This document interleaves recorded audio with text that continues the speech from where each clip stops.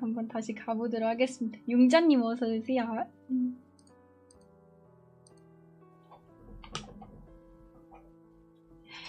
여기 아침밥이 너무 부실해서 화를 내고 있는 짱군의 가족이 있는데요. 심지어 흰둥이까지 이게 뭐냐면서 항의를 하고 있었죠.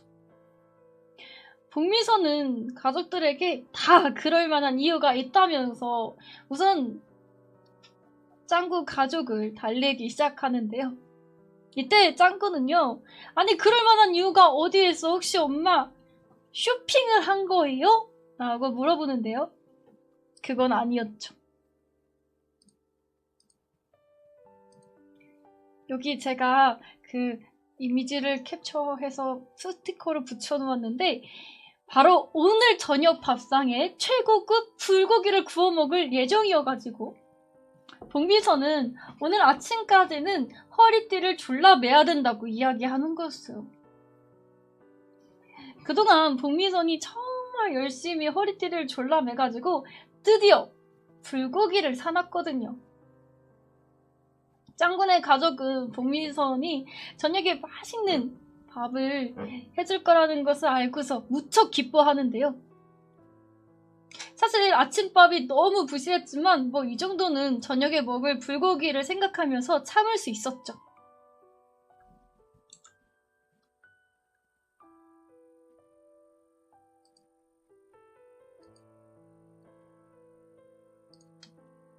그런데 그때 정말 기가 막힌 일이 일어납니다. 바로 원하지도 않는 손님이 갑작스럽게 심지어 담벼락까지 부시고는 짱군의 집에 쳐들어온 거였는데요. 짱군의 가족이 깜짝 놀라서 창문을 열고 당신 누구세요? 하는데 이 하얀색 가운을 입은 이 남자는요?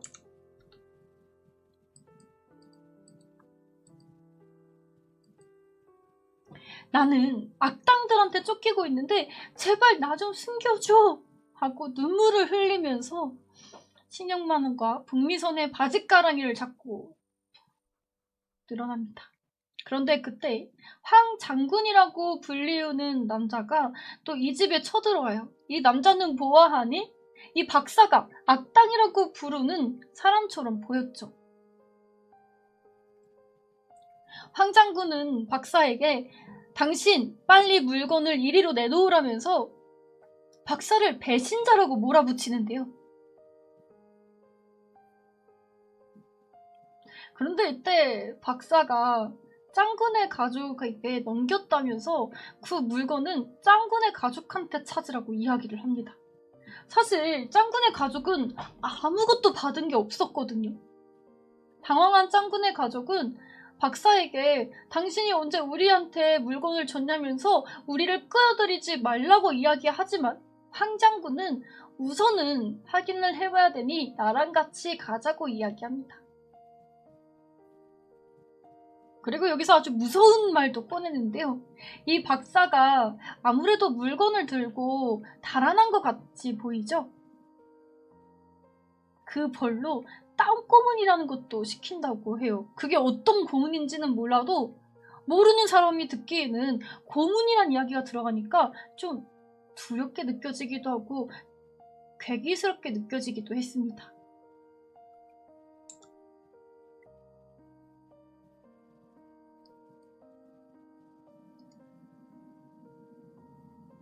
황 장군을 따라가면 안 된다고 생각이 들었던 짱군의 가족은요. 우선 도망치기로 결심을 하는데요. 도망치다 마주친 것은 바로 원장 선생님이었습니다. 원장 선생님이 도망치는 짱군의 가족을 보고서 아니 무슨 일이에요? 하고서 이 유치원실의 짱군의 가족을 잠시 피신할 수 있게끔 도와주는데요. 짱군의 가족은 아까 있었던 요상한 일들에 대해서 얘기를 해주기 시작해요. 아까 전에 어떤 박사가 우리 집에 쳐들어왔고 우리가 지금 쫓기는 중인데 우리도 잘 모르겠다. 이 이야기를 들은 원장 선생님은 경찰에 신고해야 되는 거 아니냐면서 짱군의 가족들을 걱정해 주는데요.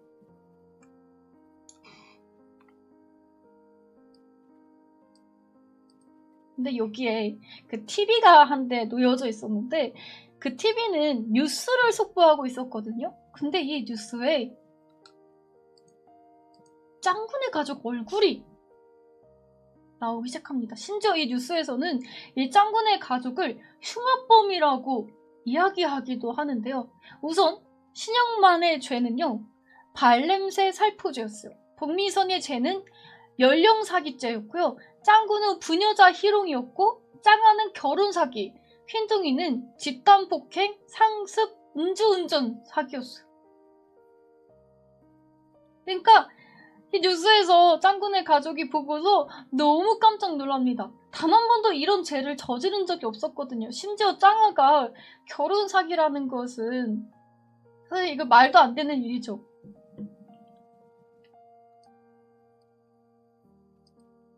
아까 봤던 황 장군이라는 자가 어떤 힘인지는 몰라도 이 뉴스를 주작으로 꾸며놓은 거였었는데요. 원장 선생님은 보고 정말 깜짝 놀라요. 그리고 짱구네 가족을 슬금슬금 피하기 시작합니다. 이 원장 선생님 원장실에는 원장 선생님 말고도 남이란 선생님 다른 선생님들도 3명이나 같이 있었는데 다들 깜짝 놀래가지고 원장 선생님을 막 이렇게 달래주기도 하고 또 어떤 선생님은 흉악범을 처음 본다면서 사진을 찍기도 하고 또 어떤 선생님은 지금이라도 늦지 않았으니까 자수하라고 이야기하기도 하죠. 그러니까 짱구네 가족은 그 어디에도 기댈 곳이 없었어요.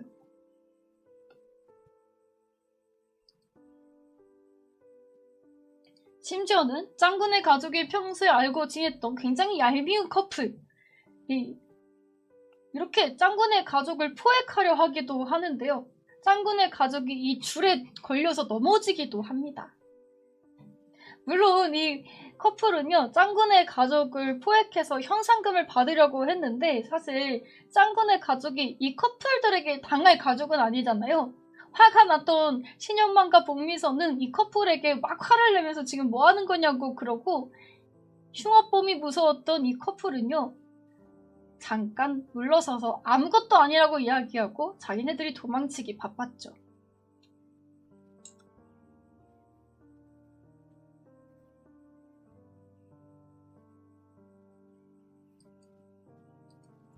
이제 동네 사람들이 이 짱구네 가족들 얼굴을 아는 거예요. 심지어 짱구네 가족을 평소 알고 지냈던 사람뿐만이 아니라 평소에 짱구네 가족을 몰랐던 사람들도 짱구네 가족의 얼굴을 알고 이거 현상금을 받으려면 신고해야 되는 거 아니야 하고 눈에 불을 켜기까지 하는데요.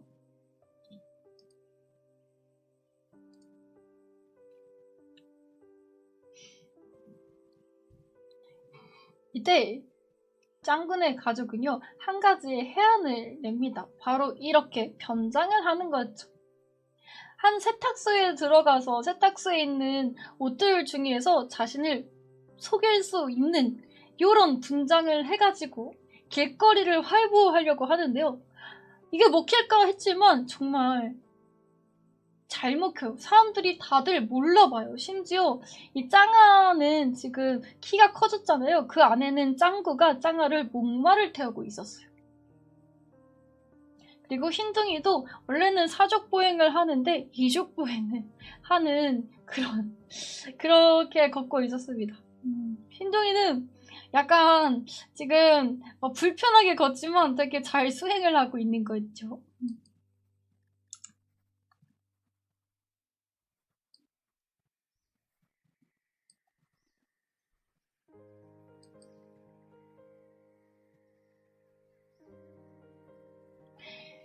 사실 복미성하고 신영만 그리고 짱구가 세탁소에서 옷을 갈아입으면서 본 또 뉴스가 있는데요. 거기선 정말 마주치고 싶지 않았던 사람들의 얼굴이 보입니다. 바로 우선 그 짱구네 친할아버지가 경찰에 체포된 거예요. 흉악범의 아버지라는 이유로 체포되는 장면이 당기기도 하고 당연히 짱구네 친할아버지가 체포되셨으니 외할아버지도 체포되셨겠죠. 이제 어디 기댈 곳도 없었어요. 그런데 그때 이렇게 어서오세요. 반갑습니다. 굉장히 낯익은 사람이 짱구네 가족 곁에 다가오는데요. 바로 짱구네 가족과 평소 친분이 꽤 두터웠던 이웃집 아줌마였어요. 이 이웃집 아줌마는요, 평소 그랬던 것처럼 막 오지랖을 부리면서 아니 저기 그 가족 여러분들 거기로 가시면 안 돼요 라고 이야기하는 거예요. 알고 봤더니 이 아주머니는 짱구네 가족을 의심하고 있는 사람들 중 하나였죠. 이웃집 아줌마는 짱구네 가족에게 아니 그 가족 원래 좀 수상했다면서 또다시 짱구네 수다를 떨기 시작하는데요. 특히 그 집에서 지내고 있는 복미선이라는 여자는 맨날 간식도 먹고 낮잠도 잔다면서 너무 수상했다고 이야기하기까지 합니다.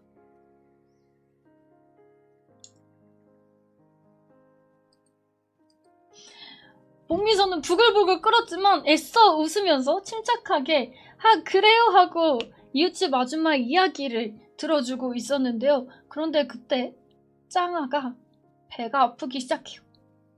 아직 짱아는 기저귀도 못된 갓난애기였단 말이에요. 그래서 짱아가 배가 아파가지고 뭐 배가 아픈 것처럼 막 끙끙대니까 짱아를 목받침해주고 있었던 짱구가 깜짝 놀래요. 그리고 제발 그것만은 안 된다면서 막 길거리를 뛰어다니기 시작합니다. 문제는 짱구가 앞이 보이지가 않아가지고 막 뛰어다니다가 그만 신형만과 부딪히고 말았는데요. 짱구네 아빠가 그만 이게 뽕을 엄청 차고 있었는데 되게 무거운 뽕이었나봐요. 짱구랑 부딪히자마자 이 뽕이 아래로 내려오면서 이러한 광경을 보여주기도 합니다. 당황한 짱구 엄마와 당황한 짱구 아빠가 이게 뭐야 하면서 소리를 지르면서 회복해보려고 하지만요. 금방 가발도 벗겨지고 짱구네 가족이라는 것을 들키고 말죠.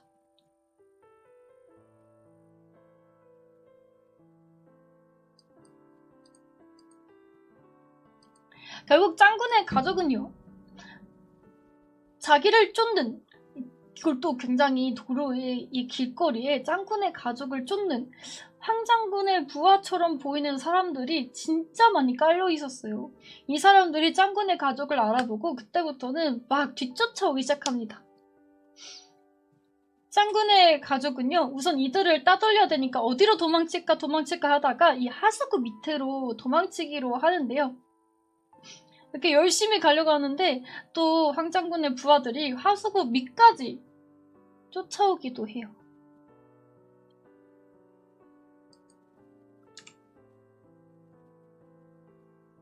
이때 여기 보면은 부하가 신영만의 발목을 잡았잖아요. 신영만이 지금 엄청 위험한 상황이잖아요. 이 모습을 보고 짱구가요. 우리 아빠는 안 돼! 하고서 첫 번째로 한 일은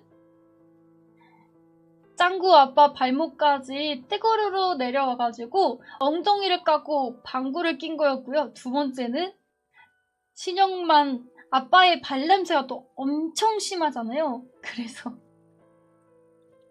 이 두 신발을 벗겨가지고 엄마 무시한 냄새가 담긴 이 신발의 냄새를 부하들에게 잔뜩 보여주는 거죠. 이 냄새를 맡은 부하들은요. 미끄러져 내려가게 됩니다. 그리고 정말 다행히 하수구 밖으로 빠져나오게 되는데요. 그런데 이미 하수구 밖에는 웬 남자들이 또 이렇게 서 있었어요. 바로 배용만이라는 자였습니다.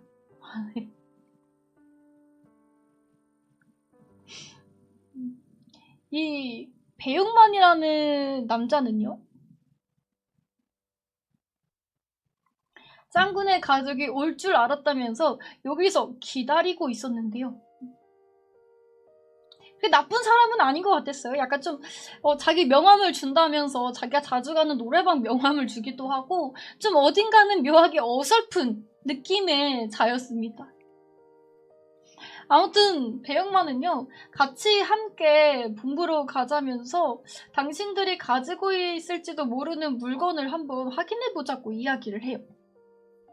하지만 우리가 어렸을 때부터 배웠던 게 있죠. 바로 모르는 사람은 쫓아가면 안 돼요. 모르는 사람이 쫓아갔다가 우리한테 어떤 나쁜 짓을 할지 모르잖아요. 그러니까 짱구네 가족도 바보는 아니어서 이들을 순순히 따라갈 마음은 전혀 없었습니다.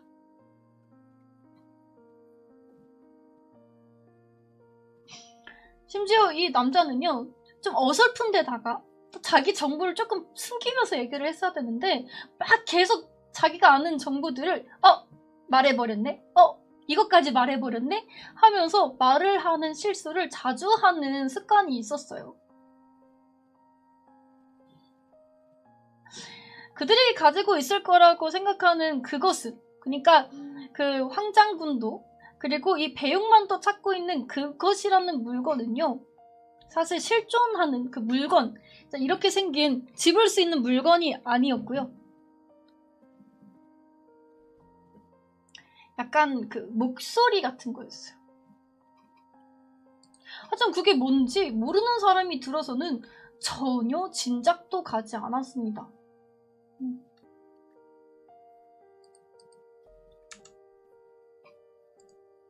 그런데 그때 황미라가 나타나죠.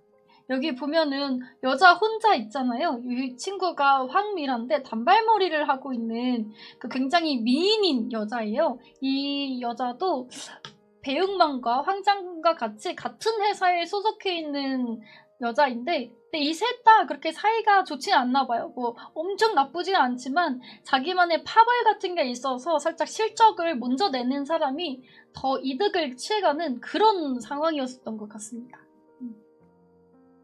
이 황미라가 등장을 합니다. 그리고 배영만이 저기 보아라, 황미라, 저 여자 예쁘지? 라고 짱구한테 이야기를 하는데요. 이때 짱구가 황미라를 보고서 오, 예쁜데? 하면서 도망을 가요. 그래서 짱구네 가족이 자기들이 나왔던 그 구멍으로 그대로 달아나기 시작하는데요. 배영만도 짱구네 가족이 도망을 가니까 다시 잡아야 되잖아요. 그래서 잡으려고 엉덩이를 넣었다가 이렇게 낑기고 맙니다. 배영만이 딱 봐도 마른 체형이 아니잖아요. 심지어 짱구네 엄마도 여기에 낑겼었거든요. 다행히 짱구의 도움으로 똥침을 받아가지고 겨우겨우 빠져나올 수 있었는데, 더구나나 이 배영만은 꽉 껴서 움직이지도 않아요. 배영만이 이렇게 시간을 벌어주는 사이 짱구네 가족은 무사히 이 하수구 밖으로 나올 수 있게 되었는데요.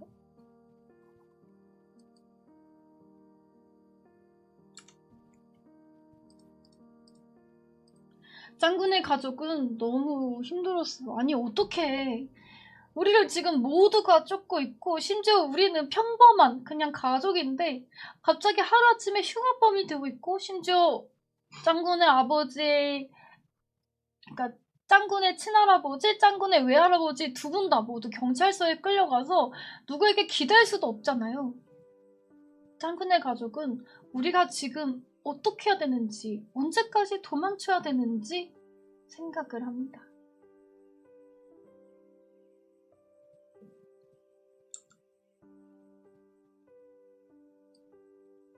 그러다가 한 가지 생각을 해낸 게, 그러면은 짱구 극장판. 그러다가 생각을 한 게 뭐였냐면요. 우리 그러면은 태안반도로 가자라는 것을. 태안반도까지 가면은 뭐가 있냐면 황장군, 배용만, 그리고 황미라가 일을 하고 있는 그 회사가 있는데, 이 태안반도까지 가서 전면 승부를 보자고 이야기를 합니다.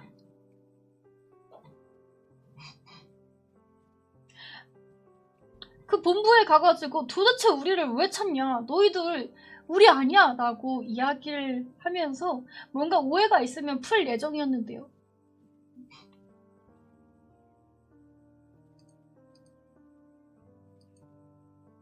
본부가 태안반도에 있다는 사실을 어떻게 알았냐면 방금 전에 마주쳤던 배용만이 살짝 자기가 말해놓고 막 실수라고 얘기를 하는 그런 사람이어서 정말 많은 정보를 알려줬기 때문에 이 태안반도가 본부라는 사실도 알게 되었던 거였죠.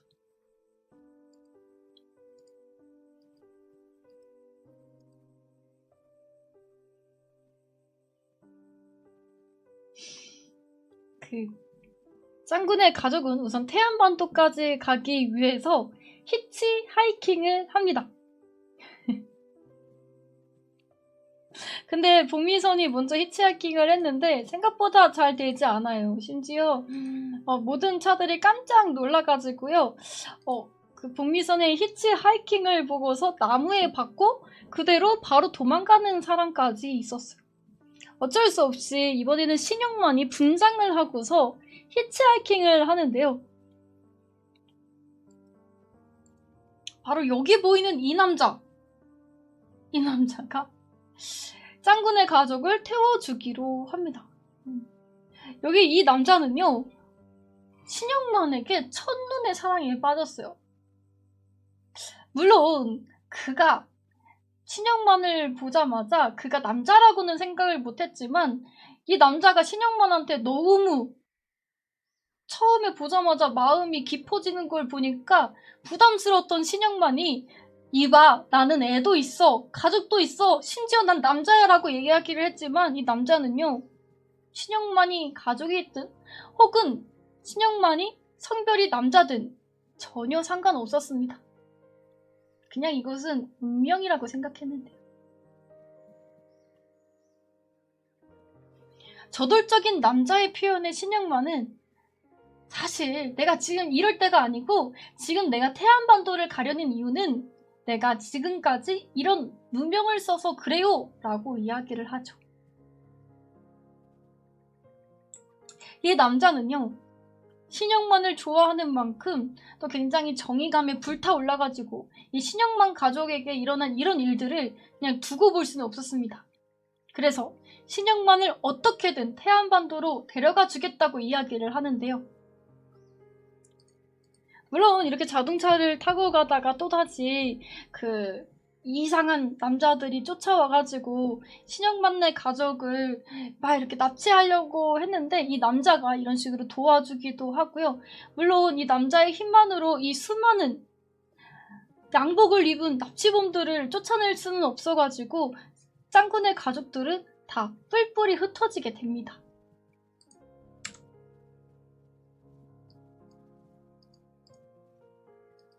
그리고 짱아는요, 요렇게 강가에 혼자 남겨지게 되는데요. 지금 신영만도 짱아를 붙잡으려고 막 달리는데 역부족이었고요. 그 모습을 멀리서 흰둥이가 보고서요. 짱아는 너무나도 어린 갓난아기잖아요. 혼자 있으면 위험하니까 흰둥이가 빨리 이 강가에 가서 헤엄을 쳐서 짱아를 케어하기도 해요.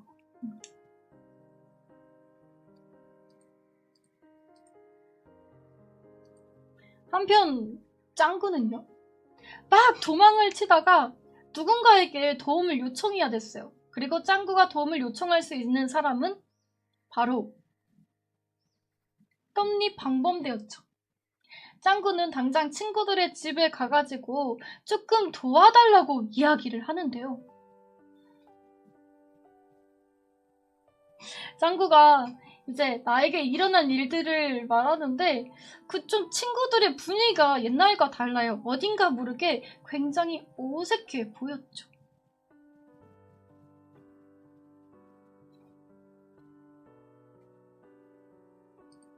근데 좀 훈이 얼굴이 이상하지 않나요? 훈이가 살짝 이 계략을 꾸미는 얼굴이잖아요. 사실 훈이는 짱구를 배신할 생각이었습니다. 심지어는 훈이 말고도 맹구, 잘하셨어요.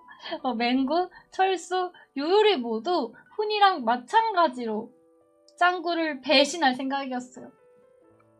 사실은 황미나가 이미 짱구 친구들을 다 조사해가지고 훈이와 맹구와 철수와 유리에게 사탕꾸러미 뇌물을 먹여놓은 상태였거든요.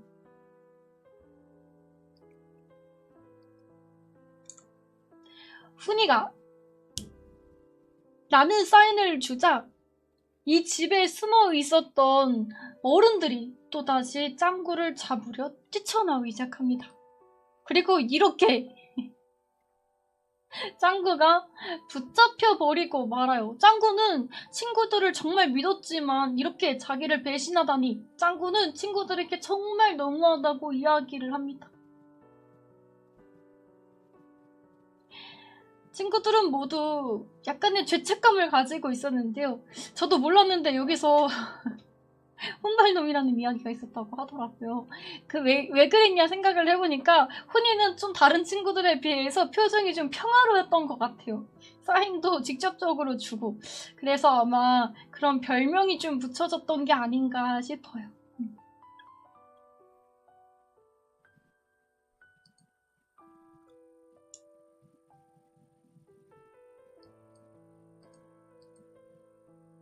한편 짱구 아빠는요 너무 참담했어요. 우선 이 가장으로서 짱아도 지금 주변에 없고 그리고 짱구도 어디 있는지 모르고 아내도 어디 있는지 모르고 어떻게 해야 되지? 라는 걱정과 그리고 특히나 짱아가 잘 지내고 있을지 잘 도망을 갔을지 그리고 끝끝내 짱아를 강가에서 붙잡지 못했다는 사실이 좀 이렇게 죄책감으로 남겨졌죠. 그런데 어디서 짱아 목소리가 들리는 거예요. 짱아가 옹알이하는 목소리가 들려서 신영만이 이건 풀숲에서 나는 소리다 하고 막 찾아가는데 그건 짱아 소리가 아니고 웬 바다 물개가 바수를 치면서 막 에 하고 짱아처럼 소리를 내는 소리였어요. 정말로 이 바다 물개는요 뭐 그냥 정말 이렇게 원래 바다에 이런 강가에 있었다가 본인도 모르게 이 풀숲으로 떠밀려온 친구 같았는데요. 또 좋은 마음씨를 가진 신영만이 다시 물가에 갖다 주는데 그런데 그때 거기서 짱아랑 흰둥이를 발견합니다.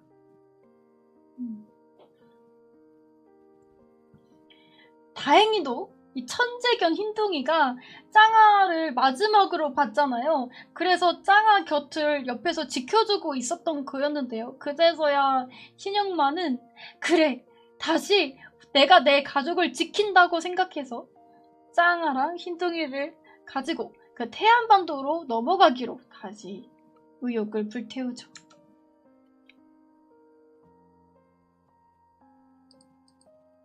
하면 짱구는요 또다시 어른들을 제치고 이렇게 담벼락을 어렵사리 올라가고 있었는데요. 이 담벼락을 올라가기가 쉽지 않았지만 짱구는 이렇게 정말 열심히 이렇게 올라가고 있었어요. 어른들은 아이라고 봐주지 않았어요. 물대포 같은 걸 쓰면서 짱구 보고 당장 내으려 오라고 이야기를 했죠. 그 담벼락 끝에 다다랐을까? 이제 조금만 올라가면 됐는데 힘이 빠지기 시작합니다. 그런데 그때 누군가 짱구에게 손을 내밀어 주어요. 짱구가 그 손을 잡고 위로 쳐다보니 다시 보고 싶었던 친구들 바로 맹구, 철수, 유리 그리고 훈이가 있었습니다.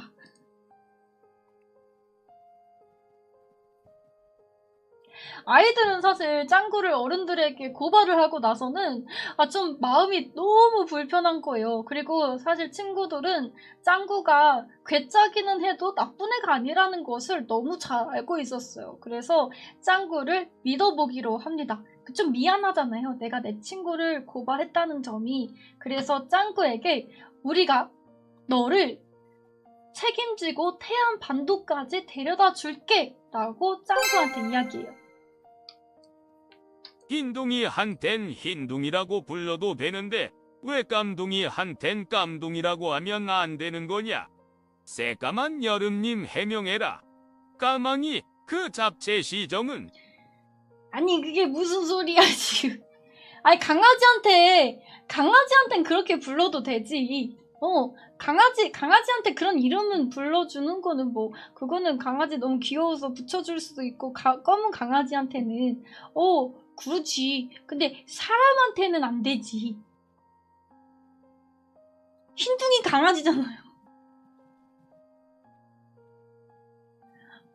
흰둥이 강아지잖아. 흰둥이 사람이 아니잖아.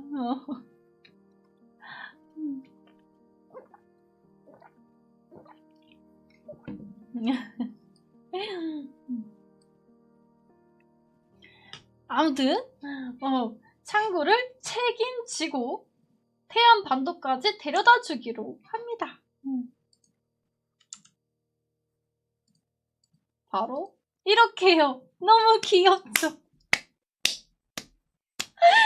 어린아이들답게 운전은 할 수가 없었어요. 본인들이 가지고 있는 이런 롤러스케이트, 킥보드, 외발 자전거, 그리고 그냥 자전거를 타고, 심지어 철수 자전거는 철수가 또 부잣집 아들이잖아요.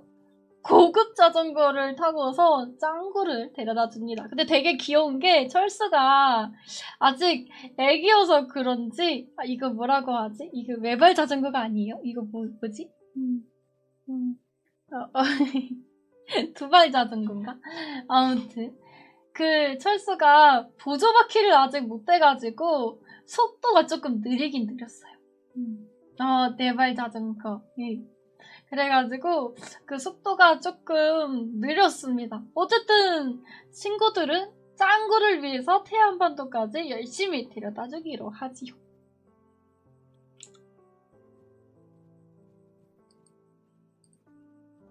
그럼에도 불구하고 어른들은요, 이 어린아이들을 잡기 위해서 정말 갖은 수단을 다 동원하는데요. 아이스크림 파는 아줌마로 변장해서 아이들을 유혹시켜가지고 납치하려고 했지만 그마저도 실패를 하고요. 그리고 검은 양복을 입은 납치범들도요, 역시나 열심히 아이들을 납치하기 위해서 아이들을 막 쫓기 시작하는데 또 애들이 잘 도망가요. 평소에 숨바꼭질을 하고 뛰어노는 아이들이다 보니 체력이 좋았던 거였죠. 하지만 아이들은 놀이동산으로 결국 도망쳐 나오는데요. 이건 맹구가 낸 아이디어였어요. 왜냐면 나무를 숨기려면은 숲속이 제일이고 사람을 숨기려면은 사람들 속이 제일이라고 맹구는 생각했거든요. 그래서 사람들이 많은 놀이동산에 가게 되는데요. 근데 이게 너무 정신이 없이 어른들을 피해서 도망가다 보니까 그만. 이 5살 어린이 친구들이 롤러코스터에 타게 됩니다. 이게 보시면 알겠지만 이 롤러코스터라는 거는 어느 정도 키와 신장이 커야만 탈 수 있단 말이죠. 5살 아이들은 타지 못하는 경우가 많아요. 심지어 아직 키도 제대로 자라지 않은 아이들은요, 단 한 번도 롤러코스터를 탄 적이 없었는데 도망치다 보니 이 롤러코스터까지 타게 된 거예요. 철수와 아이들은 어떻게든 안전바를 내리려고 했지만 이 안전바도 제대로 내려가지 않죠. 아이들은 정말 울며 겨자로 이 안전바를 꼭 붙잡고 거의 날아가기 직전까지 롤러코스터를 타게 됩니다. 근데 실제로 보면 귀여워. 웃기게 되어 있어요.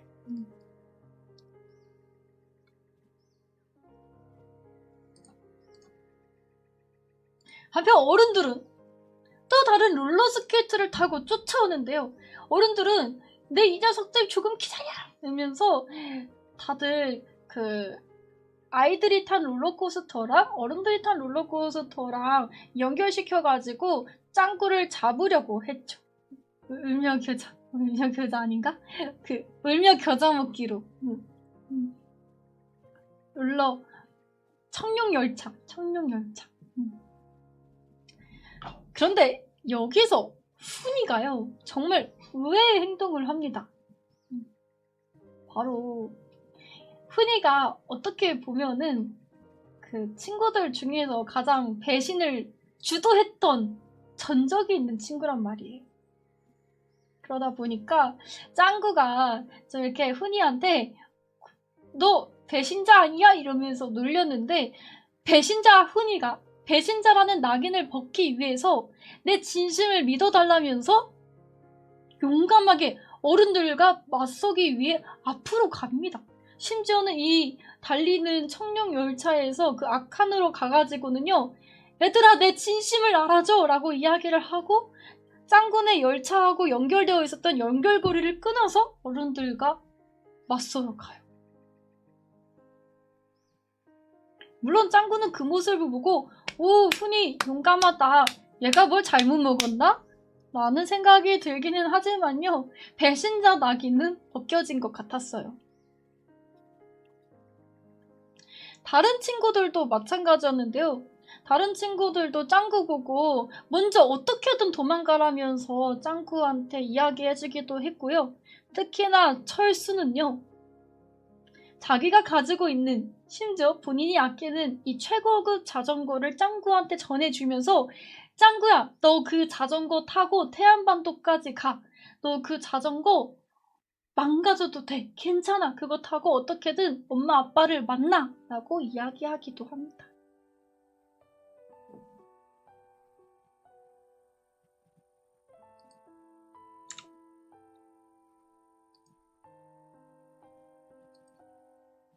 친구들 덕분에 짱구는 가까스로 이 청룡 열차에서 내려올 수 있었는데요. 정말 친구들이 도와준 덕분에 이뤄낼 수 있는 결과물이었죠. 한편 짱구 엄마도요. 이게 짱구 극장판 11기인데 되게 신기한 게 이때 그 전동 킥보드가 있는 거예요. 신기하죠? 돌라님 어서오세요. 반갑습니다. 환영합니다. 짱구 엄마가 이 전동 킥보드를 어디서 가지고 오냐면은 그 부하들이 전동 킥보드를 타고 다녔어요. 근데 짱구 엄마가 그 부하에게서 뺏은 전동 킥보드였습니다. 짱구 엄마는 이 전동 킥보드를 타고서 태안반도로 가고 있었는데요. 근데 배터리가 다 다른 건지는 모르겠지만 이 내려가는 속도가 너무 빨라져가지고 짱구 엄마가 그만 속도를 제어하지 못하고 결국 이렇게 날아가서 넘어지기도 하는데요. 이 옆에 떠있는 것은 제가 그 캡처한 불고기입니다. 짱구 엄마가 이렇게 해가지고 결국 풀숲에 넘어지거든요. 얼마나 아프겠어요. 근데 이때 짱구 엄마는 우리가 저녁에 먹을 최고급 불고기를 생각해요. 그리고 이 불고기를 먹으면서 행복하게 같이 식사를 하는 짱구네 가족들을 생각하죠. 근데 이모 영화 리뷰하면서 마지막에 이 영화의 장점, 단점, 평점도 해줘. 그래야 리뷰어 같잖아. 단점, 평점, 알겠습니다. 제가 한번 해볼게요. 한번 해보도록 하겠습니다. 탱장님 감사합니다. 고맙습니다. 그리고 그 풀숲에 누워서 생각한 게 바로 이 맛있는 불고기였죠. 짱구 엄마는 이 불고기를 생각하면서 벌떡 일어납니다. 그리고 다시 태안반도로 가기 위해서 다시 여정을 시작하죠.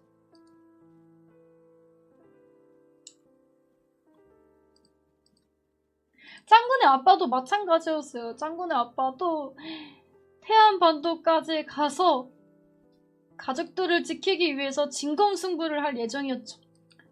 짱구를 안고서는 정말 열심히 한 번도 쉬지 않고 달렸어요. 중간에 물론 짱구 아빠를 유혹하는 장면도 있었는데요. 바로 짱구네 아빠가 이제 막 길을 걷고 있는데 되게 예쁜 여자들이 이 맥주 시음 좀 해보라면서 이야기를 하는 거예요. 이때 짱구 아빠가 맥주도 좋아하시잖아요. 한잔 할까? 맥주 한잔 하면 지금 더워 죽겠는데 너무 시원할 것 같은데? 라고 마음이 흔들렸지만 혼자 먹을 수가 없는 거예요. 그래서 짱구 아빠는 괜찮습니다. 라고 딱 거절을 하고서요. 다시 이렇게 짱아를 안아들고 뛰어가기 시작합니다. 물론 머릿속에 맥주 생각이 너무 많이 났지만 또 한편으로는 저녁에 최고급 불고기를 먹을 거니까 식구들과.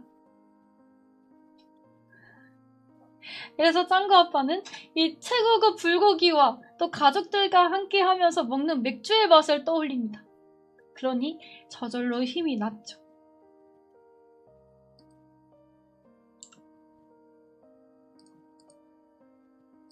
짱구 역시 드디어 철수 자전거로 태안 반도까지 다다르게 되는데요. 문제는 짱구가 글씨를 아직 모르는 거예요. 그래서 이 태안 반도가 맞는지 어떻게 대조를 해보냐면은요. 진짜 귀여운데, 그, 동그라미가 몇 개인지 체크를 해서, 아, 저기 동그라미 있다. 글씨가 4개다. 여기가 태안반도가 맞다. 하고서, 태안반도가 맞다라는 것을 확인합니다. 이렇게 태안반도 가까이까지 짱구가 철수에 자전거를 타고 도착을 했지.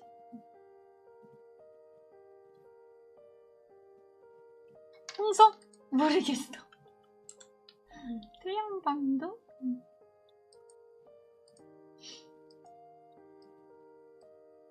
한편 짱구가 열심히 달려서 이 태안 반도 근처까지 왔는데 짱구는 보조바퀴가 달린 자전거를 타고 달리고 있었고 짱구를 쫓는 어른들은요 이렇게 맛집 장비까지 다 무장을 해가지고 짱구를 쫓고 있었어요. 심지어 어른들은 2발 자전거 사이클을 타고 있었죠. 태안 알지 어렸을 때 그 태안 바닷가 많이 갔죠. 안면도 태안. 저희 그 학교에서 봉사활동 보내기도 하셨고 기름 사건이 제가 중학교 때 일어난 사건이었는데 그때 이제 그 홍성에서 많은 사람들이 봉사활동 많이 갔을 거예요. 가까워가지고.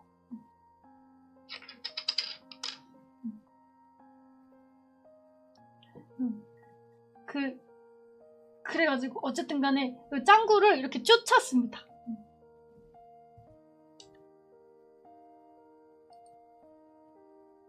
짱구가 아무리 보조바퀴로 열심히 달린다고 하더라도 이 다리 길이부터 다르잖아요. 심지어 이 보조바퀴가 속도를 내기에는 현실적으로 불가능했죠.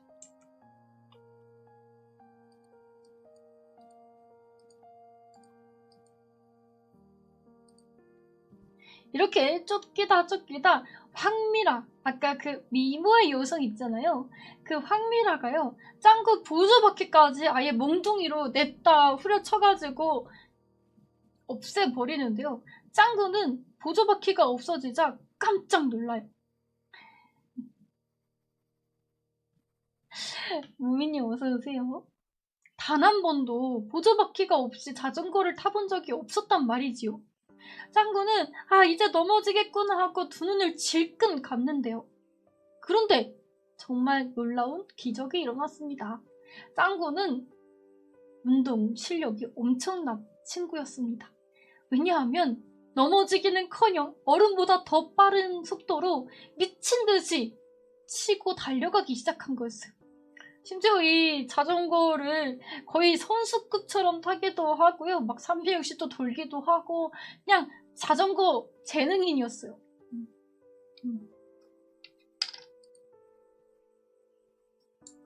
운동신경.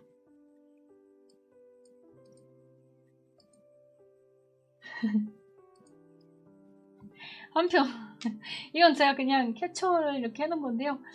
한편 짱구네 가족은요 이렇게 태안 반도까지 다다랐는데 가장 먼저 도착한 거는 짱구 아빠였습니다. 짱구 아빠가 이렇게 태안 반도에 도착을 해가지고 주위를 둘러보는데 아직 아무도 도착을 안 한 거예요. 그래서 먼저 저기 보이는 본부처럼 보이는 곳에 들어가 있자라고 생각을 했는데 저 멀리서 누가 헤엄쳐오는 인기척이 들렸습니다.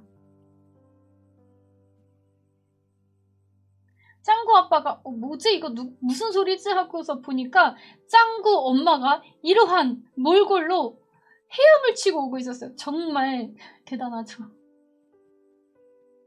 어디서부터 헤엄을 치고 왔는지는 잘 모르겠지만 짱구의 운동신경은 아마 복미선을 닮은 게 아닌가 생각이 들 정도로 정말 수영선수 뺨치는 속도로 미친듯이 헤엄치고 왔었죠. 산악관에.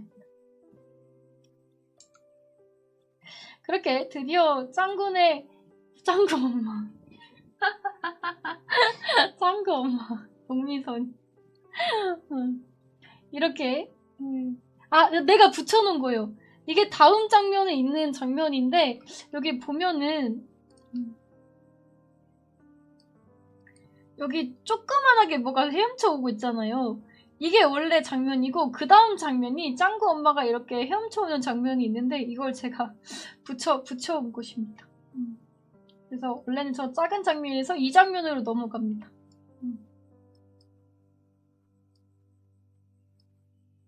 심지어 저병 이렇게. 아, 난줄 알았다. 음, 음.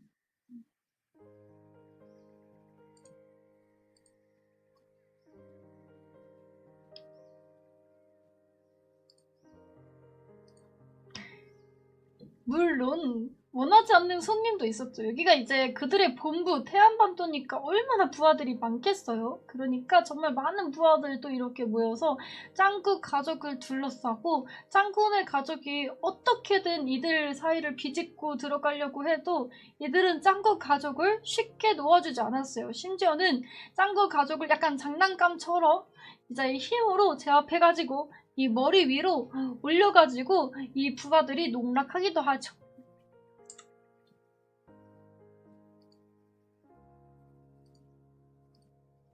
그런데 그때 어디서 짱구의 소리가 들립니다. 짱구가 정말 미친 듯한 속력으로 이들에게 달려고 있는 거였는데요. 이 모습을 보고 황장군도 그리고 여기에 모여든 부하들 있잖아요. 짱구네 가족을 농락하던 그 부하들도 모두 깜짝 놀래가지고 다 도망갑니다. 왜냐면 짱구 뒤에는 짱구를 쫓는 부하들도 있었고 그리고 짱구 역시 엄청난 속도로 달려오기 때문에 이 자전거에 맞으면 정말 아팠을 것 같거든요. 짱. 그런데 이런 위험한 상황에서도 짱구네 부모님은 피하지 않았습니다. 바로 짱구가 지금 부모님이 제대로 속력을 줄여주지 못하면 그대로 바닷가에 빠질 위기에 처해 있었기 때문에 짱구네 부모님은요, 짱구의 미친 듯한 속도가 붙은 이 자전거를 그냥 힘으로 꾹 하고 막는데요. 다행히 이 속력이 조금씩 줄어들기 시작하고 물론 신영방과 복미선의 발에 불이 날 정도로 심지어 불이 튀길 정도로 굉장히 좀 이렇게 스피드하게 막기는 했지만 어쨌든 짱구는 바닷가에 빠지지 않을 수 있었죠. 아, 이거는 약간 좋은 소리, 벌레 소리.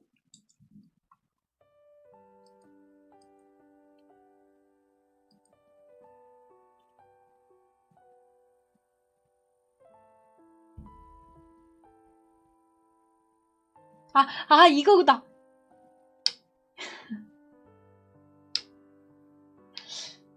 내가 이걸 만졌구만. 좋습니다. 몰랐네, 무의식적이. 이제 짱구네 가족은 완전체가 되었어요.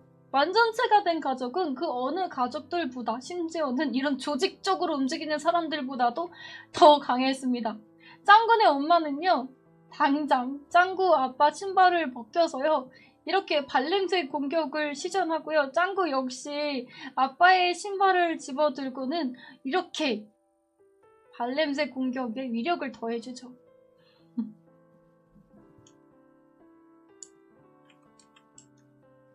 그리고 효과는 정말 대단했습니다. 이 발냄새 공격을 받은 부하들은요, 하나 둘씩 항복을 외쳐대기 시작했죠.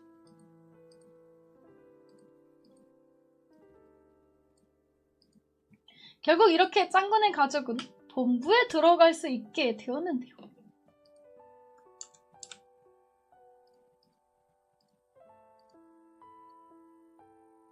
그리고 드디어 이 본부 안에 있는 아이고 잘못 눌렀다.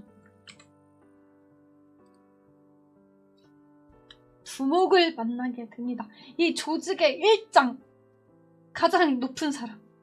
두목이라는 자를 만나게 되는데요. 되게 특이한 거는 이 두목은 목욕탕에서 사람과 대화를 하는 게 좋았어요. 이유는 땀을 굉장히 많이 흘리는 체질로서 밖에 나와 있으면은 계속 땀을 흘려서 덥고 찝찝한데 목욕탕 안에서는 계속 씻으면서 이야기를 하는 거니까 전혀 찝찝하지 않았거든요. 두목은 여기 이것도 제가 갖다 붙인 건데요. 저기 보면은 위에 무슨 그 첨단 장치처럼 생긴 약간 헤드 같은 게 있잖아요. 이게 바로 최면 증폭 장치라는 거예요. 분홍 색깔 머리띠처럼 되어 있는 거. 이 최면 증폭 장치로 정말 많은 사람들을 도와줄 수 있다고 두목은 이야기를 합니다. 근데 아까 처음에 만났던 그 박사가 두목의 친형이었어요. 두목은 자기 친형이 정말 바보 같은 인간인데 그 형이 이것을 다른 기업에 팔아넘기려고 이거를 훔쳐갔다가 우리한테 잡힌 거라면서 문제는 이 최면 증폭 장치를 사용하려면은 패스워드를 입력을 해야 되는데 이 패스워드 자체가 목소리로 입력이 되어서 짱군의 가족 목소리가 입력이 됐다는 거예요. 그래서 짱군의 가족이 이 패스워드를 풀어주어야만 최면 증폭 장치를 써서 정말 많은 사람들을 도와줄 수 있다고 이야기를 합니다.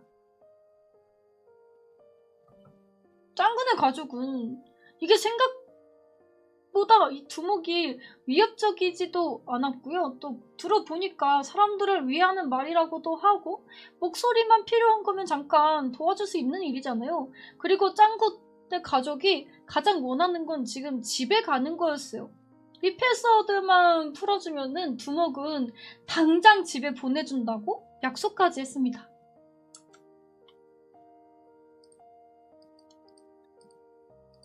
문제는 이 패스워드가 짱군의 가족 목소리 가나다라 마바사 이렇게 한다고 풀리는 게 아니고 아침에 이 박사랑 나누었었던 그때 그 대화를 그대로 읊어야만 이 패스워드가 풀렸는데요.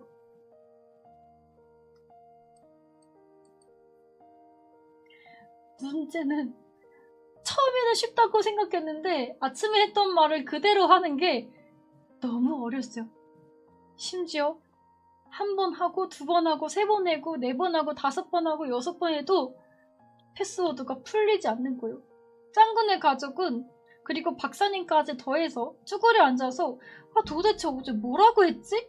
우리가 아침에 분명 뭐라고 했지 하면서 막 글자까지 써는 가면서 결국 테이크는 73번이라는 그 테이크까지 오게 됩니다. 이때 근데 짱구가 아빠, 엄마 혹시 패스워드가 안 풀리는 거 제가 마지막에 방구를 꼈는데 그 방구를 제가 안 껴서 그런 게 아닐까요?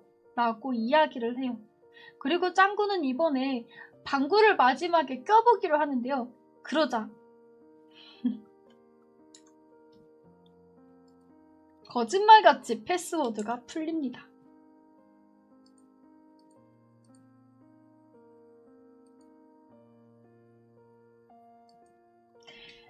그리고 두목은요. 이 최면 증폭 장치의 효과를 보여주겠다면서 갑자기 이 최면 증폭 장치를 쓰고서 노래를 부르고 이 최면 증폭 장치를 이용해서 신영방과 복미성 그리고 짱군의 가족을 이런 모습으로 바꾸기도 하고요. 또 탱거루 같은 모습으로 바꾸기도 하고 화장실 변기 뚜껑 있잖아요. 변기로 바꾸기도 해요. 이게 최면 증폭 장치의 효과였습니다. 사람들의 뇌를 조종할 수 있는 거예요.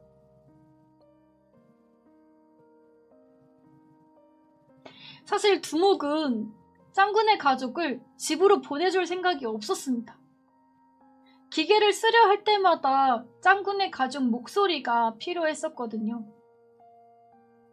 심지어 두목이 사람들을 위해서 이 기계를 쓰겠다고 했었던 그 말도 다 거짓말이었어요. 오로지 본인을 위해서 쓰려고 했던 그 욕망만 가득 차 있었죠.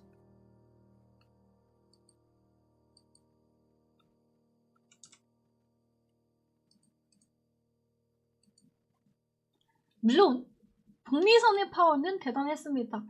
이 두목이 한 번 더 나의 효과를 보여주겠다면서 방금 일어난 일들이 얼떨결해가지고 짱구네 가족은 이거 다 우리 뇌를 조종하는 거다. 우리 속지 말자 라고 다짐을 하고 있는데 이 두목이 한 번 더 그럼 내가 보여줄게 하고서 노래를 부르려고 하자 북미선이 냅다 주먹을 날리고요. 북미선의 주먹에 맞은 두목은요 이렇게 KO 당하게 됩니다. 그리고 이 KO 당한 두목의 머리에서 최면 조종장치가 벗겨지고 이 벗겨진 조종장치를 짱구가 쓰게 되죠.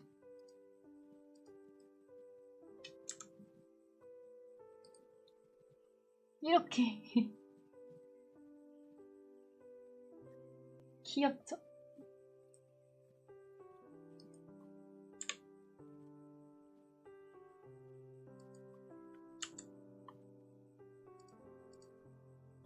그리고 짱구는 묘한 모습으로 사람들의 모습을 바꿔놓는데요.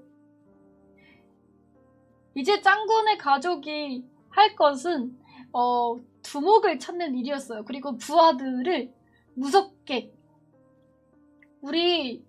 너희들이 말 안 들으면 너희들을 화장실 변기에서 사용하는 휴지의 모습으로 바꿔버릴 거야 라는 협박을 하기 시작하는데요. 마치 또 짱구가 똥이 매력기도 했고 똥을 닦을 휴지가 필요했기 때문에 짱구 나름대로의 협박을 한 거죠. 근데 이게 누군가 그 변을 닦이는 휴지가 된다는 게 너무 무서운 일이잖아요. 그래서 결국 여기 있는 부하들은요. 짱구 가족에게 항복을 하게 되고요. 가장 1인자 두목을 찾는데 최선을 다해서 도와주기로 하죠. 근데 다 같은 모습이었는데 두목의 특징이 하나 있었어요. 땀을 많이 흘린다. 그래서 여기서 땀을 가장 많이 흘리는 자 선별해가지고 이 자에게 추궁을 하는데요. 정말 안타깝게도 이 자는 두목은 아니었고 두목의 친형 박사였습니다. 부리부리 나도 잘 모르겠어. 부리부리 자이몽인가? 이미 큰 형은요 아주 얍삽하게 혼자서 이렇게 도망을 치고 있었는데요.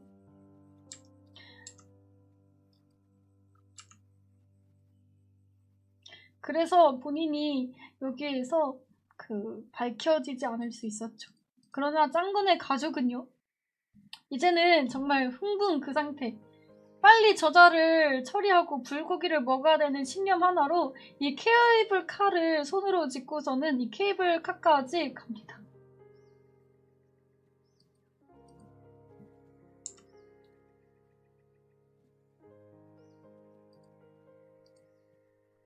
결국 케이블카 안까지 짱구네 가족이 들어오게 되는데요. 두목은 울면서 나는 이 기계를 사용해서 정말 나쁜 짓을 하던 게 아니고 그냥 나는 우리 태안반도를 너무 좋아해서 태안반도를 그 자체의 땅이 내가 되고 싶었다고 하면서 정말 한 번만 봐달라고 이야기를 합니다. 이 남자의 마음이 좀 애처롭잖아요. 하지만 신영만은 본인의 상황도 지금 애처로웠어요. 이 사람이 그렇게 태안반도 그 자체를 좋아하는 것처럼 짱구네 가족도 오늘 집에 가서 그 맛있는 불고기를 먹어야만 했단 말이죠.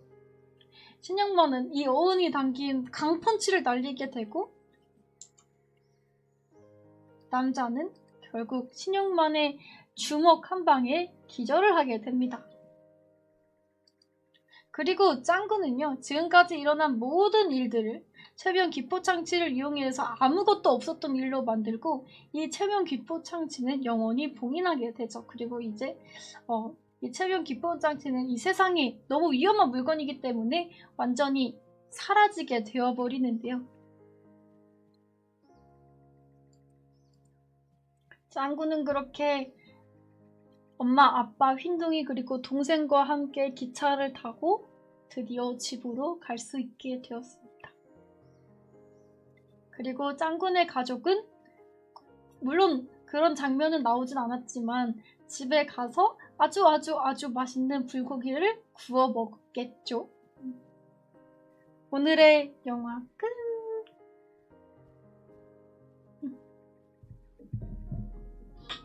나 아까 점심 오징어 햄버거 먹었지.